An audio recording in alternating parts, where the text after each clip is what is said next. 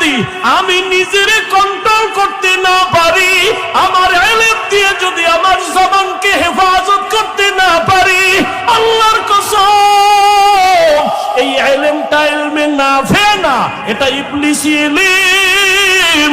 আমার ইলম দিয়ে যদি আমি বিনয়ী হইতে না পারি, আমার ইলম দিয়ে যদি আমি আব্বা আম্মার সম্মান করতে না পারি, আমার ইলম নাফে না।